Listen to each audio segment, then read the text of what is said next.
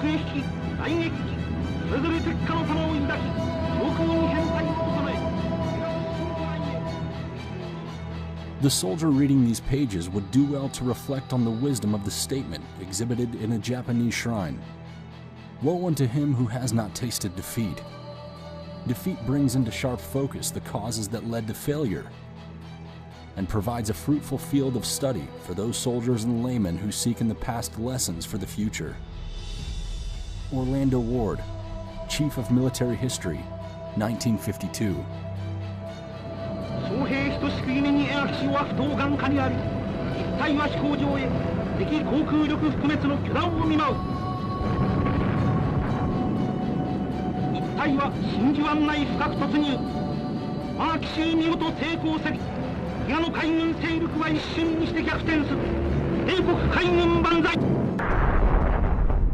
Mere hours after the attack on Pearl Harbor, Japanese forces attacked the U.S. Commonwealth of the Philippines as part of its Pacific-wide plan to seize much-needed resources and Manila's strategically important harbor. Over the next 5 months, American and Filipino forces would conduct a stalwart defense of the islands that would cost many lives and end in defeat while disrupting Japan's plan for conquest in the region.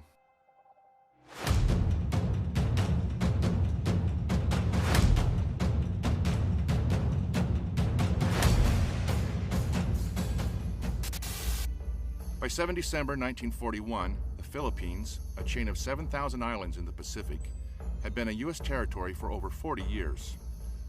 Located over 11,000 kilometers from San Francisco, but just under 3,000 kilometers from Tokyo, it was America's first line of defense against the threat of Japanese expansionism in the Pacific.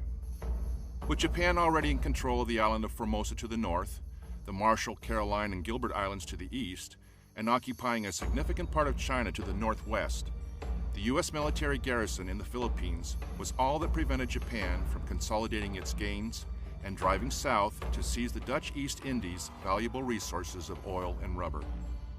The American military, however, had concerns about the feasibility of defending the Philippines. As early as 1914, then Second Lieutenant George C. Marshall was able to demonstrate during maneuvers simulating a Japanese invasion of Luzon, how easily the capital city of Manila and its major port could fall to aggressors. With a coastline longer than the United States, the military appreciated just how difficult it would be to defend the Philippines effectively. Various changes in U.S. policy also undermined the defense of the Philippines. These included the Washington Naval Treaty, signed in 1922, which halted U.S. construction of new fortifications in the Pacific in exchange for Japan limiting the size of its fleet. With only one reinforced stronghold, set at the mouth of Manila Bay on the island of Corregidor, the Philippines' defenses were questionable. The Navy expects to solve the naval defense problems that may confront the United States in the Navy's traditional way without alliances. It expects to stand on its own feet in providing protection to the United States. This realization was evident in the Joint Army and Navy's Basic War Plan for the Philippines. Updated in the spring of 1941, War Plan Orange 3 prescribed a limited defense of the Philippines that focused primarily on denying an invader the use of Manila Bay. It also outlined a predetermined fallback plan for civilians and soldiers that acknowledged the difficulty of halting a Japanese invasion force that U.S. intelligence estimated could reach 300,000 troops in a month's time, as the Japanese established a blockade against U.S. reinforcements and resupply. As such, the plan for the defense of the Philippines is best understood as a delay. If properly reinforced, it was hoped that the island's garrison could delay Japanese forces long enough for additional troops to arrive and partners to commit to the fight. A variation of a retrograde.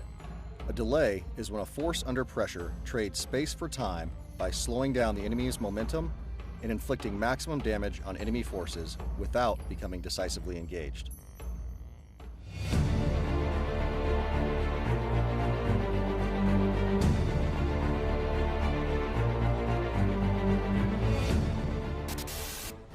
In 1935, the U.S. Congress voted to make the Philippines a Commonwealth with full autonomy at the end of a 10-year transitional period. This change to self-governance shifted the responsibility for the defense of the islands to the Philippines government and its people. However, it complicated command and control and unity of effort between U.S. forces and the Philippine Army. In response, the Philippine National Assembly voted to stand up a force of 10,000 soldiers, supplemented by 400,000 reserve troops. At the request of President Manuel Quezon, Douglas MacArthur, recently retired from the U.S. Army, was asked to oversee the creation of the Philippine Army as Field Marshal and military advisor to the Commonwealth Government of the Philippines. From the start, MacArthur faced serious difficulties in training and preparing the Filipino forces for the future. With some 65 languages spoken among them, Filipino troops were often unable to effectively communicate among themselves or with their leaders. Additionally, the absence of schools for commissioned and non-commissioned officers was a serious obstacle to standardizing tactics, techniques, and procedures across the highly diverse force. Severe shortages of weapons, uniforms, and housing also hampered the Philippine Army's training and preparation. Such handicaps were magnified by the lack of military vehicles and permanent roads for transporting soldiers, a feature particularly ominous for forces tasked with conducting a delay, where maintaining a mobility advantage over the attacking force is a necessary prerequisite for success. These handicaps were complicated by a military communication infrastructure that relied heavily on unreliable civilian telephone and telegraph systems. The Philippine Army, however, was not the only military unit training on Luzon prior to the Japanese attack.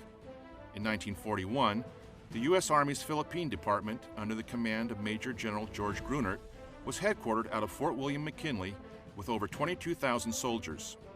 Its largest unit, the Philippine Division, was commanded by Major General Jonathan M. Wainwright and led by American officers. Though these two forces were originally intended to operate independently, the U.S. forces under Grunert and the Philippine Army under MacArthur began combined training exercises in July 1941 as war with Japan appeared more likely. Japan, a member of the Axis alliance, had moved military units into French Indochina and assumed protectorate status over the territory. For the two generals, this posturing indicated that the Japanese could be preparing for additional offensive operations in Southeast Asia and the South Pacific. They say trouble always comes in threes. Take a good close look at this trio. Remember these faces. Remember them well.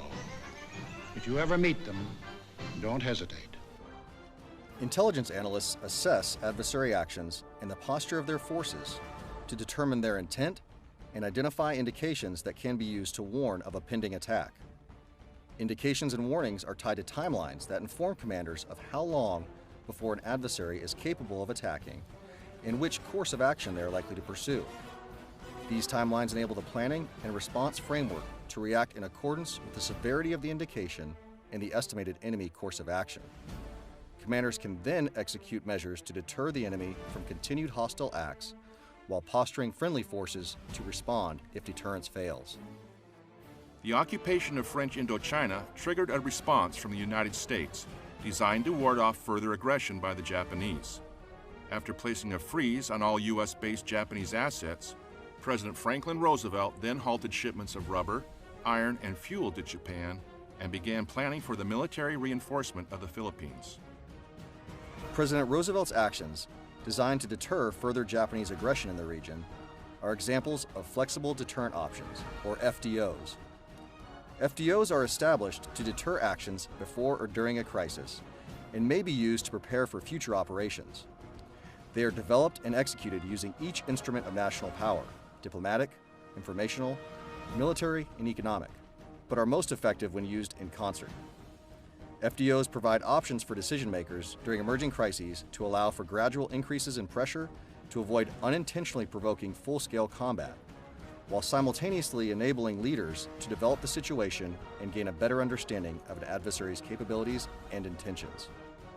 Already reeling under trade restrictions imposed the previous year, this action pushed Japanese military leadership into a corner. Lacking the necessary materials to continue their plans for conquest, they made the decision to go to war by December 1941 if negotiations failed to reverse U.S. sanctions.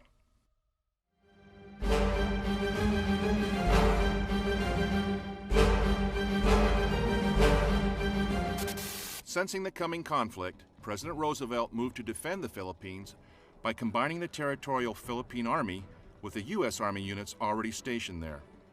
He then placed MacArthur in command of the newly combined force, designated as United States Army Forces Far East, or USAFE, and charged him with defending the islands. MacArthur was also recalled to active duty in the U.S. Army and was soon promoted to the rank of general. Earlier that spring, War Plan Orange 3 had been included as part of the National War Plan known as Rainbow 5. The National Plan was based on a recently signed agreement between the United States and Great Britain. This gave priority for supply and support to the war in Europe over all other areas of conflict. Establishing a timetable for completion by April 1942, the General's plan called for a reinforced defense that incorporated the island's natural terrain features to stop and repulse attacking forces on the beaches, while relying heavily on U.S. Army air power to actively attrit the enemy. By building his defense around the terrain and natural obstacles present on the island, General MacArthur illustrated a central tenet of defensive operations.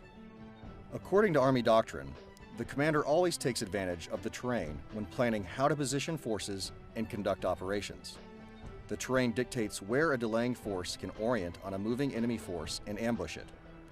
A commander conducting operations in compartmentalized terrain selects locations that restrict the enemy's movement and prevent the enemy force from fully exploiting its combat superiority.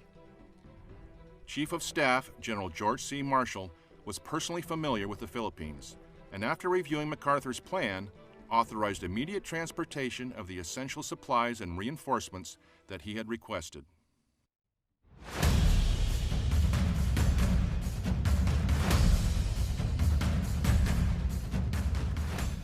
To reinforce the Philippines, Army leadership deployed several National Guard units. The 200th Coastal Artillery Regiment and the 192nd and 194th Tank Battalions equipped with M3 Stuart tanks. MacArthur also received reinforcements for his air arm to include P-40 Warhawk fighter planes and B-17 Flying Fortress bombers. However, shortages in shipping space meant that some items were delayed or did not arrive. In one instance, air crews arrived in Manila ahead of their aircraft just before the start of hostilities in December. Since delivery of their A-24 Banshee dive bombers never occurred, these airmen spent the rest of the war fighting as infantry. To compensate for his lack of updated equipment and well-trained personnel, MacArthur's plan relied heavily on close integration with the Filipino forces. Recalling all 10 divisions of the Philippine Army from reserve for training and refitting, he task organized them into 5 distinct forces. The North Luzon Force, under the command of Major General Wainwright, defended strategically important areas of Luzon. These included the only beaches wide enough and deep enough to accommodate a large-scale amphibious landing. The North Luzon Force also had responsibility for the Bataan Peninsula, War Plan Orange's designated fallback area should the Japanese invasion prove unstoppable. Organizationally, the North Luzon forces consisted of the horse-mounted 26th Cavalry Regiment and the 1st Battalion, 45th Infantry, both of which were fully equipped and extensively trained Philippine scouts. These units were accompanied by 2 batteries of 155mm artillery and 1 battery of 2.95-inch mountain guns. 3 Philippine Army infantry divisions, the 11th, 21st, and the 31st, completed Wainwright's command. MacArthur planned to support the North Luzon Force with the Philippine 71st Infantry Division, held in reserve at Manila. This division could only be released with MacArthur's permission. Following the war, Wainwright recalled the situation when he took over command of the North Luzon Force. Let me give you an example of the training status of the Philippine Army's divisions on the eve of the attack. Infantrymen trained on an average of 3 to 4 weeks before being forced to fight. Engineers got no training at all. Artillery never fired a practice shot. Indeed, its first shot was aimed in the general direction of the approaching enemy. Infantry had no combat practice, no combat training, and little or no rifle or machine gun practice. The divisions did not have a full complement of artillery. There was no means of transportation for any artillery. We got practically no transportation for any purpose. The divisions were badly undermanned. They were all short of ammunition. we were terribly short of hand grenades, 50 caliber machine gun, and infantry mortar ammunition. My command was spread over an area 75 miles from north to south and 100 miles from east to west. But the only means of communication with the various divisions was through the public telephone lines. The South Luzon Force, commanded by Brigadier General George M. Parker, Jr., was responsible for defending a zone covering the capital of Manila all the way south to the tip of Luzon. His forces were comprised of two Philippine Army infantry divisions, the 41st and 51st, that found themselves in the same training and equipment shortage situation as the North Luzon Force. They were supplemented by a battery from the 86th Field Artillery of the Philippine Scouts. MacArthur's 3rd Force was organized to defend the Bisayan-Mindanao Islands area. It fell under the command of Brigadier General William F. Sharp and included three Philippine Army infantry divisions, the 61st, 81st, and 101st. The Harbor Defense Force, under the command of Major General George F. Moore, was MacArthur's 4th Force and was comprised of 4 regiments of coastal artillery and 1 regiment of air defense artillery. The 5th and final force, located north of Manila, was the Reserve Force, under MacArthur's direct command. Along with USAFE headquarters, the Reserve's operational forces consisted of the Philippine 91st Division and the U.S. Philippine Division, consisting of 3 infantry regiments and the Division Artillery, or DIVARTY. It also included the 1st Provisional Tank Group, consisting of 2 tank battalions. Rounding out General MacArthur's command was the Far East Air Force, commanded by Major General Lewis H. Brereton, which, in December of 1941, was the largest concentration of Army Air Corps aircraft outside of the continental United States. Logistical support, including food, ammunition, weapons, and medical supplies, were transferred from depots on Bataan and the island of Corregidor and distributed to each defending force. This was done to support MacArthur's desire to defend as far forward as possible. The 16th Naval District, under the command of Rear Admiral Francis W. Rockwell, was also a vital part of the defense force. With installation at Cavite, Olongapo, and Corregidor, it included cruisers, destroyers, submarines, patrol boats, and the 4th Marine Regiment. Though under orders to assist in the defense of the Philippines, it remained independent of USAFE and instead reported to the U.S. Asiatic Fleet, headquartered in Manila, under the command of Admiral Thomas C. Hart.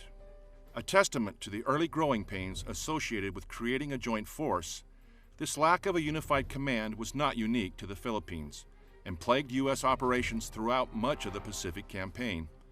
For MacArthur and Rockwell, it upset unity of effort and further complicated their defense of the island.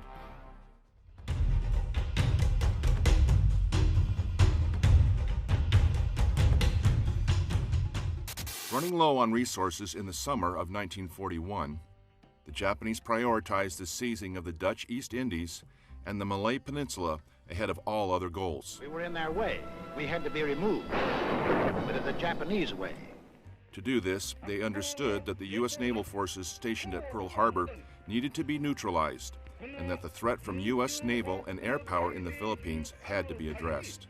Deciding on its final attack plans in mid-November, Japanese Imperial General Headquarters assigned Lieutenant General Masuharu Homa and his 14th Army to conquer the Philippines. Lieutenant General Homa's army was made up of the 16th and 48th Infantry Divisions, augmented with additional armor regiments and mountain artillery brigades. Although they were called regiments, Japanese armor regiments were equivalent to American armor battalions, and Japanese tanks were of poor quality, their medium tank being smaller than the American Stuart light tank. The Japanese invasion of the Philippines was planned down to the hour, and by integrating land, sea, and air power, they quickly overwhelmed U.S. and Filipino forces, establishing several key lodgements. Japanese plans called for the complete destruction of the Far East Air Force and the seizure of several key airfields throughout the island chain. This would give the Japanese air superiority, enabling Homa's divisions to attack without being harassed from the air. To do this, Japanese infantry would seize the key airfield on Bataan Island north of Luzon, while fighters and bombers stationed on Formosa would attack airfields on Luzon. Japanese infantry would then continue to other fields at Apari, Vigan, and Legazpi, further south, culminating with the seizure of the airfield at Dabao on the large island of Mindanao, south of Luzon. With air superiority established and several airfields secured, the 14th Army would be free to begin its main landings on Luzon. The 14th Army's main effort would then come ashore at Lingayen Gulf, some 200 kilometers north of Manila, and begin attacking towards the capital. A smaller force would land at Lamon Bay, 120 kilometers south of Manila, and proceed north to link up with the larger force in a combined assault on the city. After capturing the capital, the Japanese could then seize Manila Bay and defeat any remaining U.S. and Philippine forces on Luzon, placing them in firm control of the largest and most important island in the Philippines.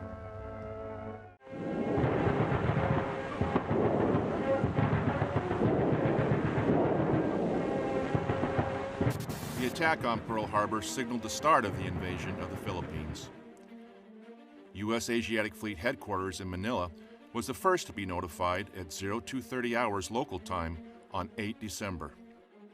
General MacArthur, however, was not notified of the event until an hour later when his chief of staff heard the news over the radio. MacArthur immediately put his troops on alert. Attacked 4 months earlier than intelligence estimates predicted, MacArthur had only a fraction of the necessary equipment and supplies he needed to defend the Philippines.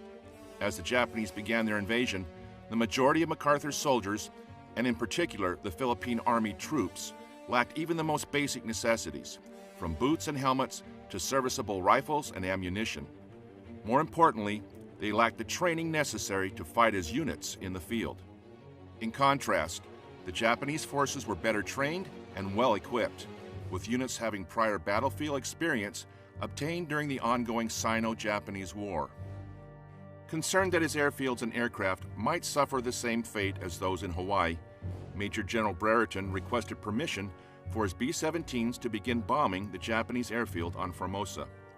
However, due to delays and miscommunication between Brereton and MacArthur's staff, Brereton's fighters and bombers did not mount an attack against Formosa.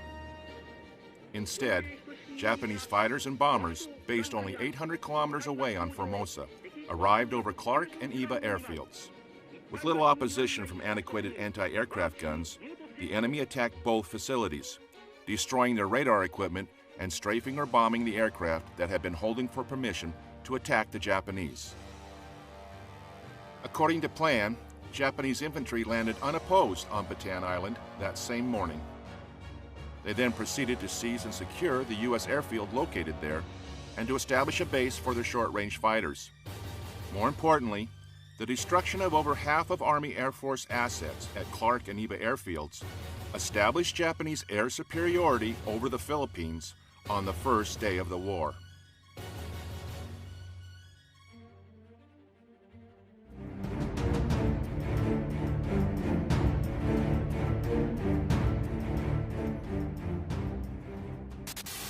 The next day, 9 December, Japanese bombers from Formosa struck Nichols Field, destroying more aircraft and seriously damaging the installation. Opposition was light. Understanding that his ships could not expect protection from aerial attack, Admiral Hart dispatched the majority of his fleet south to Australia. Following their departure, the Japanese attacked the naval facilities at Cavite on 10 December.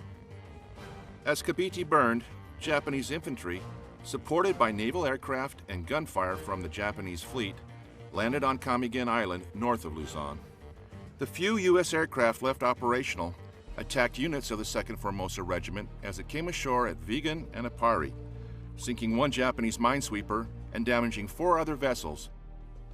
Comprised of 3rd Battalion and half of the 1st Battalion, 2nd Formosa Regiment, the 2,000-strong Kano Detachment came ashore at Vigan. Another similarly sized force, known as the Tanaka Detachment, comprised of the 2nd Battalion and the other half of 1st Battalion, 2nd Formosa Regiment, attacked at Apari. These multiple landings were supported by 2 heavy cruisers, 2 destroyers, and defensive counter-air provided by fighter aircraft from Bataan Island. Over the next few days, the 2 detachments broke out from their initial lodgements at Apari and Vigan and began moving south towards Manila along the coast on Route 3. On 12 December, 2,500 Japanese soldiers, known as the Kimura Detachment, came ashore approximately 500 kilometers southeast of Manila at Legazpi. General Parker, commander of the South Luzon Force, sent untried elements from the 41st and 51st Philippine Army divisions to counterattack, but these were soon routed by the better trained Japanese. After successfully seizing its objective at Legazpi, the Kimura Detachment began its march north on Route 1 to link up with the forces landing at Limon Bay for the advance on Manila.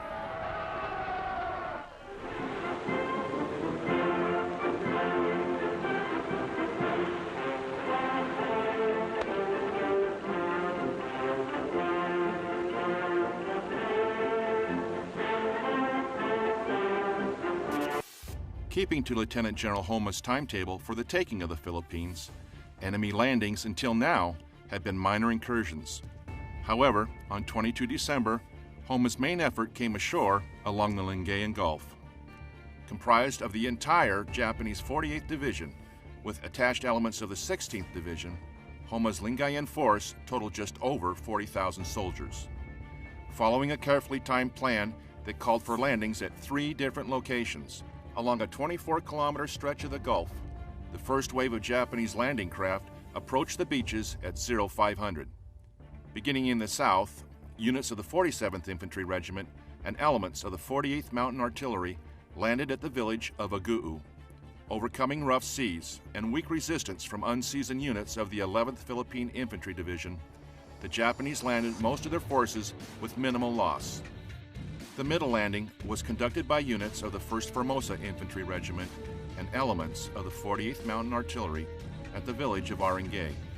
The landings were virtually unopposed, and the 1st Formosa troops soon turned south on Route 3 to join their comrades of the 47th Infantry Regiment who had landed at Aguu. The final landing, 2 hours later, by units of the Kamijima Detachment, composed primarily of the 9th Infantry Regiment, occurred further north at the village of Bawang. Moving ashore through rough waters, they briefly encountered stiff resistance from troops of the 12th Philippine Infantry Regiment before seizing the village. Breaking out from their lodgment, they dispatched patrols along Route 3 to make contact with Colonel Tanaka's detachment as it came south along the road. Advancing against light resistance, a unit of the Kamijima Detachment attacked along the Bawang-Baguio Road that ran to Rosario through the Cordillera Mountains and then seized the airfield at Nagilian. The enemy's success forced the 71st Philippine Regiment and elements of the 11th Philippine Division to withdraw. Meanwhile, the main body of the Kamijima Detachment seized the village of Baguio further east to prevent U.S. forces from outflanking the landing force and to act as a rear guard for the Japanese advance on Manila. As the enemy began its move inland, Wainwright's 21st Division defended the southern shores.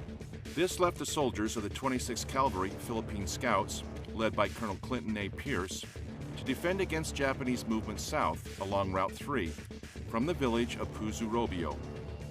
Advancing south along Route 3, Colonel Hifumi Imai's 1st Formosa Regiment and elements of the 48th Mountain Artillery received little opposition from the inexperienced and lightly armed 11th Division as they advanced towards the village of Dam Ortiz. Along the way, they linked up with the 48th Reconnaissance 9th Infantry Regiment and the 4th Tank Regiment. Both had come ashore earlier north of Dam Ortiz. After advancing out of Aguu, Colonel Isamu Yanagi's 47th Infantry and a battalion of the 48th Mountain Artillery faced weak resistance from a battalion of the 11th Infantry Division, which then retreated to Dam Ortiz. Aware of the growing advance on Dam Ortiz, General Wainwright ordered the 26th Cavalry to move from Puzurobio through Rosario and onto Dam Ortiz to aid in its defense. When the 26th Scout Car Platoon arrived at Dam Ortiz, they found the town unoccupied. The platoon then moved north on Route 3, where it made contact with the Japanese 48th Reconnaissance and 4th Tank Regiment. Unable to advance, the platoon returned to Dam Ortiz, where the 26th Cavalry was ordered to hold in a delaying action should a forced withdrawal of the North Luzon force become necessary. At 1300, Japanese aircraft, armor, and infantry units began the attack on Dam Ortiz. response, Colonel Pierce asked for additional support from General Wainwright, who requested a company of tanks from Brigadier General James Weaver, the Provisional Tank Group commander. Due to a fuel shortage, Weaver was only able to send a platoon of 5 tanks, all of which were either destroyed or damaged by 47mm anti-tank fire or the enemy's tanks. By 1600, additional Japanese units joined the battle, and by 1900, Damortiz had fallen into Japanese hands.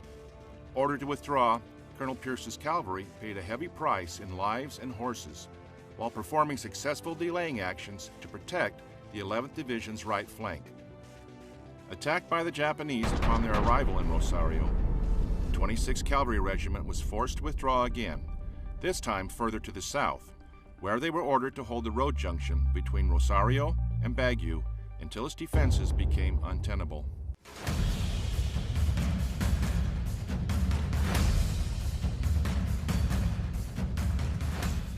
By the morning of 23 December, elements of the 71st Division were in place along Route 3 south of Sison, preparing their defense while the 26th Cavalry passed south through their position on their way to Puzurobio.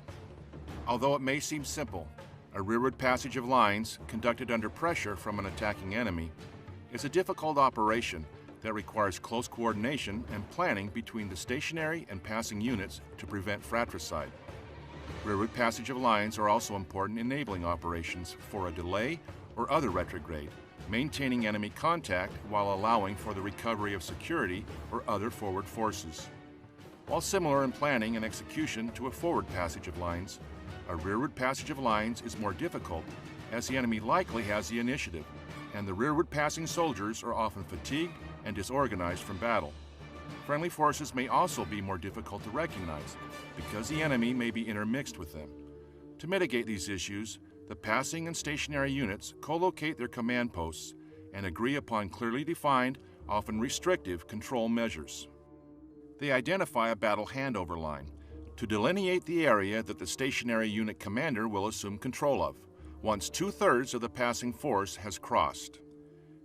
They coordinate for fires and ensure the stationary force is capable of providing indirect fire support for the rearward passing force. Finally, if time is available, the units reconnoiter the contact points, passage points, lanes, and assembly areas the passing unit will use to pass through the stationary force.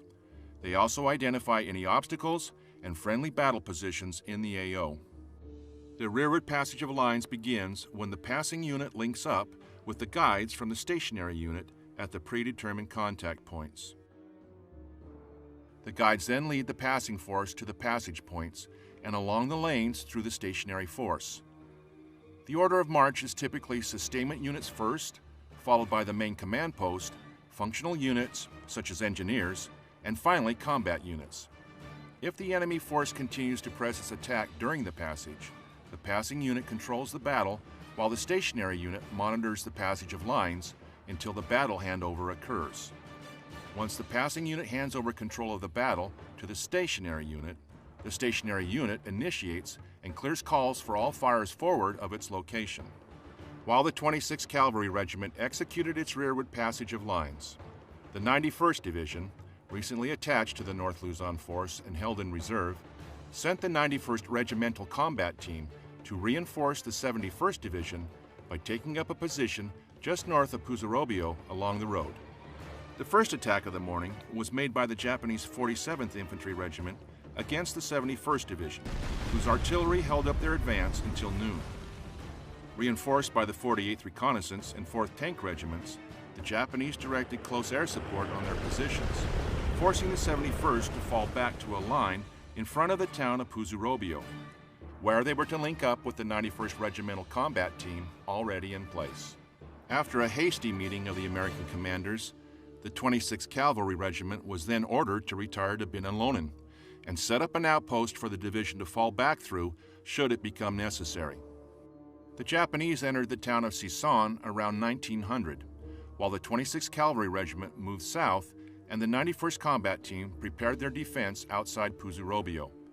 Later that same night, the Japanese attacked the 91st and secured the town, placing them in position to seize the critical bridges across the Agno River to the south. General Wainwright, recognizing the staggering pace of the Japanese advance, realized that MacArthur's plan to repulse the enemy on the Luzon beaches was no longer viable. Intending to strengthen his right flank long enough to prepare a counterattack, he requested permission from USAFE headquarters to direct his soldiers to withdraw behind the Agno River. With his request approved, and while preparing his plan of attack, he received a call from headquarters, notifying him that MacArthur had scrapped his defense plan and put the original War Plan Orange into effect. Wainwright later wrote in his memoirs, It was a bitter pill to swallow. For War Plan Orange number 3 meant the last ditch. The long ago planned desperation withdrawal to Bataan. That was not all. MacArthur, I learned, was about to leave Manila and take his headquarters to Corregidor. The soldier's world is where he is fighting. Mine was falling to pieces. Wainwright could not have known it at the time, but MacArthur's decision to revert to War Plan Orange and fall back to Bataan would upset Homa's timetable, enough that it would delay Japanese war plans across the entire South Pacific.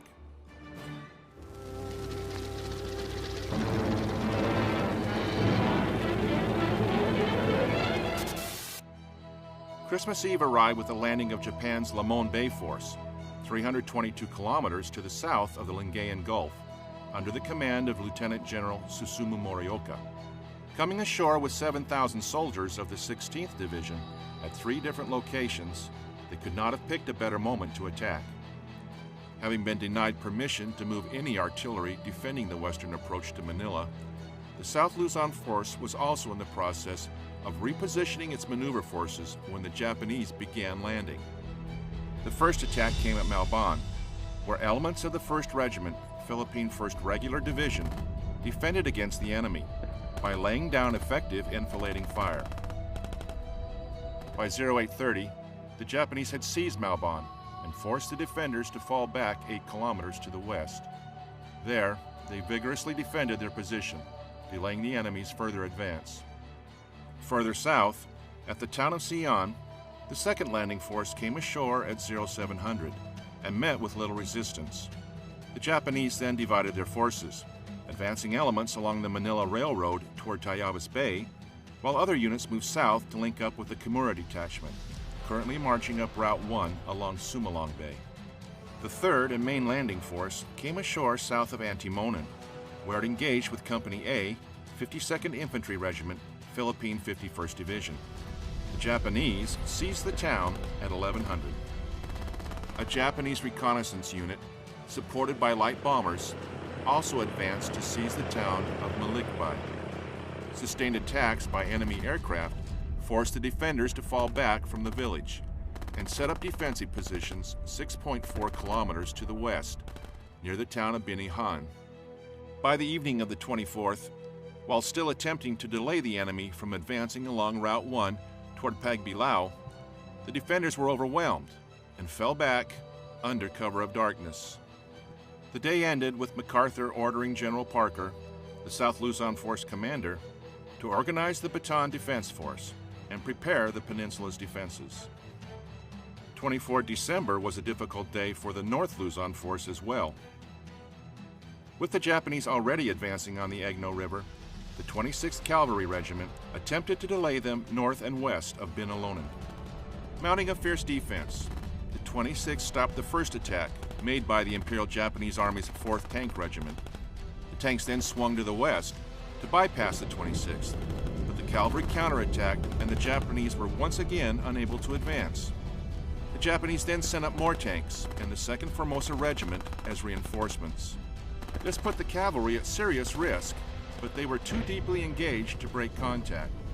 General Wainwright, who was in Binalonan when the heavy fighting began, ordered Colonel Pierce and his 26th Cavalry Regiment, now reduced to only 450 soldiers, to fight a delaying action while falling back southeast from the Agno River to Tayug. For more than 4 hours, the outnumbered cavalry delayed the enemy, until finally leaving Binalonan to the Japanese around 1530. By the end of Christmas Eve 1941, the Japanese Lingayen Gulf and Lamon Bay forces had both established their beachheads, secured their initial objectives, and were in positions to the north and south to advance on Manila and its strategically important harbor.